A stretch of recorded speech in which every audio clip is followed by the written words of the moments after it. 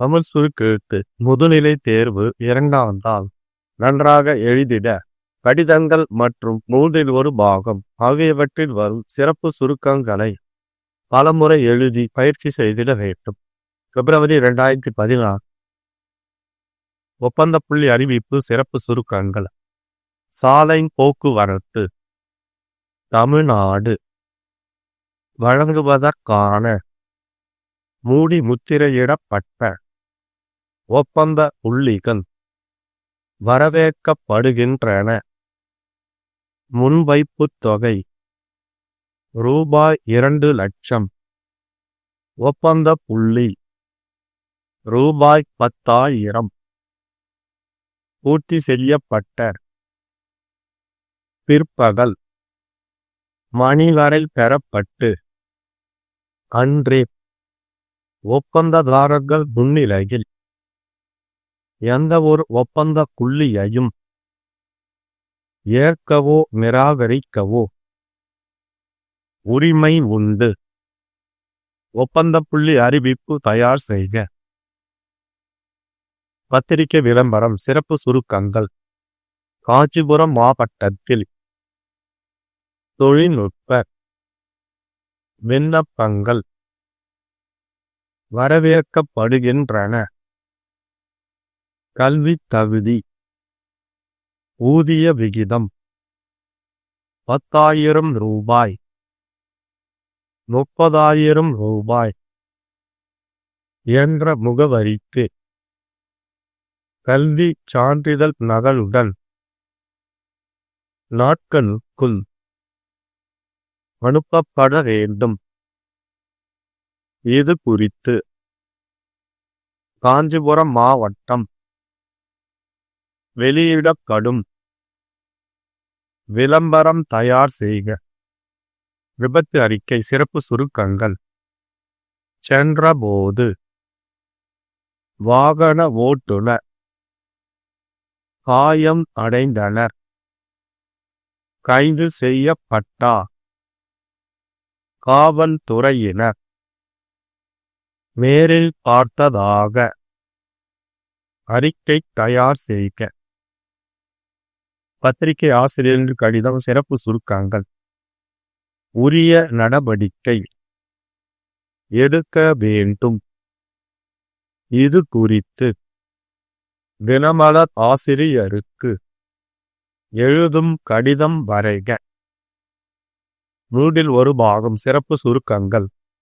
சட்டப்பேரவையில் துணை மானிய கோரிக்கையின் மீது ஓர் உறுப்பினர் பேசியதாவது: தலைவர் அவர்களே, விவாதத்தின் போது ஒரு சிலர் பேச விரும்புகிறேன். கொடுக்க வேண்டும். மாற்றும் போது அரசு செய்ய வேண்டும் என்று கேட்டுக்கொள்கிறேன். அடுத்து ஒரு சில வார்த்தைகள் சொல்ல விரும்புகிறேன். காட்டு பகுதிகளிலும் வைத்துக் கொள்ள வேண்டிய அவசியம் நீண்டகாலமாக இருக்கும்போது வேண்டுமென்று கேட்டுக்கொள்கிறேன். சரிவர ஓட்டும்போது இது குறித்து எடுக்க வேண்டும் என்று போகும்போது கவனிக்க வேண்டும் என்று 15 seconds 8 seconds 5 seconds. வெட்டடி ஸ்டார்ட். 1. சென்னை தரமணி சாலை போக்குவரத்து நிறுவன இயக்குனரால் தமிழ்நாடு போக்குவரத்து கழகங்களுக்கு தேவையான மசகு எண்ணெய் வழங்குவதற்கான மூடி முத்திரையிடப்பட்ட ஒப்பந்த புள்ளிகள் பொருளின் உற்பத்தியாளர்களிடமிருந்து வரவேற்கப்படுகின்றன. முன்வைப்புத் தொகை ரூபாய் 2,00,000. ஒப்பந்த புள்ளி ஆவணங்களின் விலை ரூபாய் 10,000. அவை பிப்ரவரி 3ஆம் நாள் முதல் 20ஆம் நாள் வரை வழங்கப்படும். பூர்த்தி செய்யப்பட்ட ஒப்பந்த புள்ளிகள் பிப்ரவரி 21ஆம் நாள் பிற்பகல் 3 மணி வரை பெறப்பட்டு அன்றே 4 மணிக்கு ஒப்பந்தக்காரர்கள் முன்னிலையில் திறக்கப்படும். எந்தவொரு ஒப்பந்த புள்ளியையும் ஏற்கவோ நிராகரிக்கவோ நிறுவன இயக்குநருக்கு உரிமை உண்டு. ஒப்பந்த புள்ளி அறிவிப்பு தயார் செய்க. 2. காஞ்சிபுரம் மாவட்டத்தில் செயல்பட்டு வரும் வேளாண்மை தொழில்நுட்ப மேலாண்மை முகமை திட்டத்தின் கீழ் ஒப்பந்த அடிப்படையில் தற்காலிகமான கணக்கர் மற்றும் எழுத்தர் பணியிடங்களுக்கான விண்ணப்பங்கள் வரவேற்கப்படுகின்றன. கல்வி தகுதி வணிகவியல் பட்டம். ஊதிய விகிதம் 10,000 ரூபாய் முதல் 30,000 ரூபாய் வரை. வழக்கமான படிகள் உண்டு. விண்ணப்பங்கள் திட்ட இயக்குனர், வேளாண்மை இணை இயக்குனர் அலுவலகம், காஞ்சிபுரம் என்ற முகவரிக்கு உரிய கல்வி சான்றிதழ் நகலுடன் 15 நாட்களுக்குள் அனுப்பப்பட வேண்டும். இது குறித்து வேளாண்மை துணை இயக்குனர், காஞ்சிபுரம் மாவட்டம் அவர்களால் வெளியிடப்படும் விளம்பரம் தயார் செய்க. 3. பல்லாவரம் துரைப்பாக்கம் ரேடியல் சாலையில் கீழ்கட்டளை ஏரி அருகில் பள்ளி வாகனம் ஒன்று சென்றபோது முன்னால் போன பேருந்து ஒன்று திடீரென வலதுபுறம் திரும்பியது. பேருந்தின் பின்னால் சென்ற சிற்றுந்து மீது மோதாமல் இருக்க பள்ளி வாகன ஓட்டுநர் வாகனத்தை இடதுபுறம் திருப்பியதில் வாகனம் கவிழ்ந்தது. வாகனத்தில் இருந்த 3 மாணவர்கள் காயம் அடைந்தனர். வாகன ஓட்டுநர் கைது செய்யப்பட்டார். பல்லாவரம் புலனாய்வு பிரிவு காவல்துறையினர் விசாரிக்கின்றனர். விபத்தை நேரில் பார்த்ததாக அறிக்கை தயார் செய்க. 4. கூடுவாஞ்சேரி பிருந்தாவன் தெருவில் உள்ள மின் கம்பிகள் ஆபத்தான நிலையில் தொங்கிக் கொண்டிருக்கின்றன. எந்த நேரத்திலும் அறுந்து விழும் அபாயம் உள்ளது. எனவே பழுதடைந்த நிலையில் உள்ள மின் கம்பியை மாற்ற உரிய நடவடிக்கை எடுக்க வேண்டும். இது குறித்து சென்னை தினமலர் ஆசிரியருக்கு எழுதும் கடிதம் வரைக. ஸ்டாப். சரியாக 2 நிமிடங்களுக்கு பின் 1/3 பாகம் படிக்கப்படும்.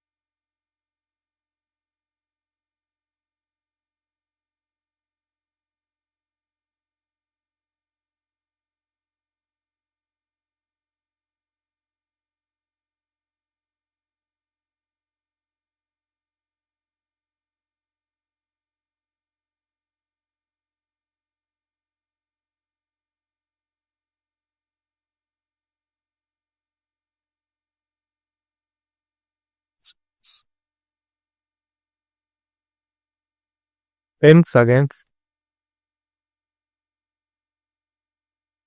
5 seconds. Get ready. Start.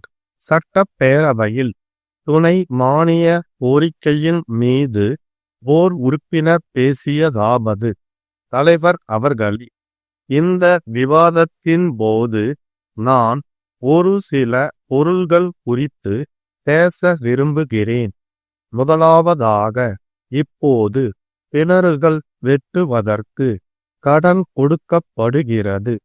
அதை மானியமாக கொடுக்க வேண்டும்.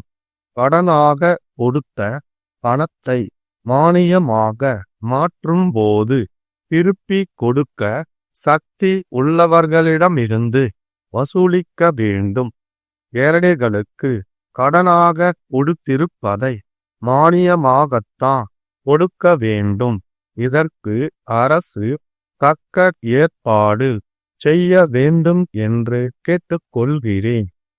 அடுத்து, துப்பாக்கி உரிமம் குறித்து ஒரு சில வார்த்தைகள் சொல்ல விரும்புகிறேன்.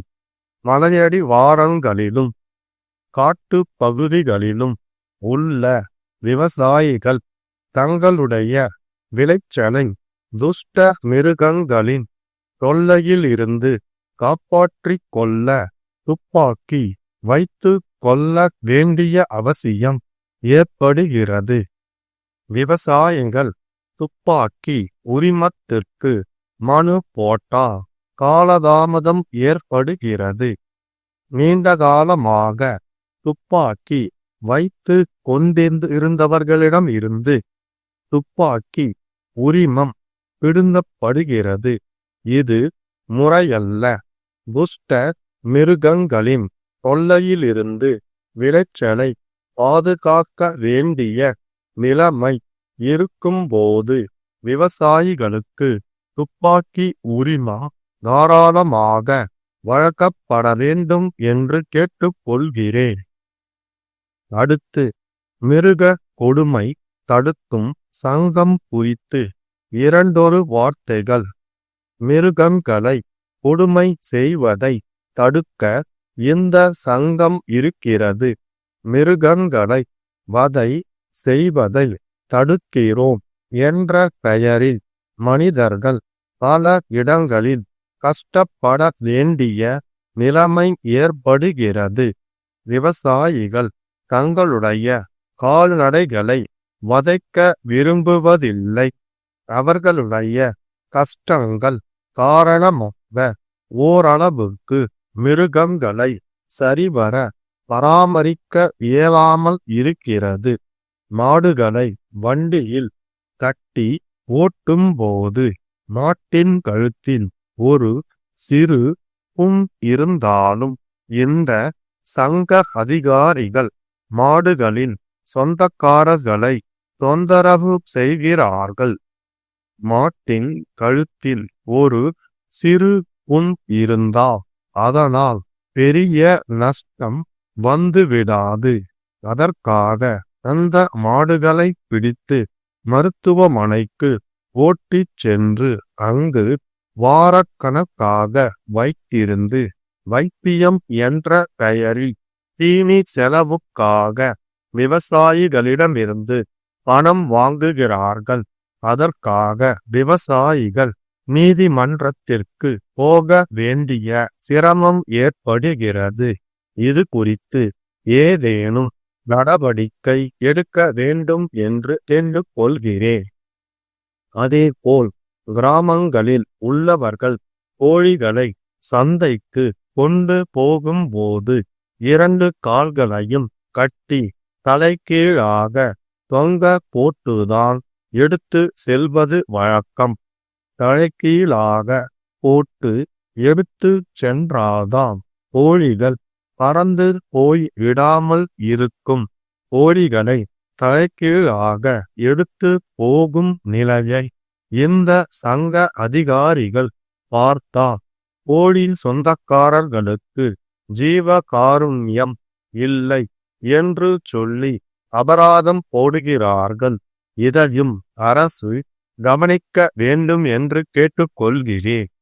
அடுத்து, நில கணக்கெடுப்பு பணிக்காக கிராம நிர்வாக அலுவலர்களுக்கு தனிப்படி கொடுக்க வேண்டும் என்று தாழ்மையுடன் கேட்டுக்கொள்கிறேன்.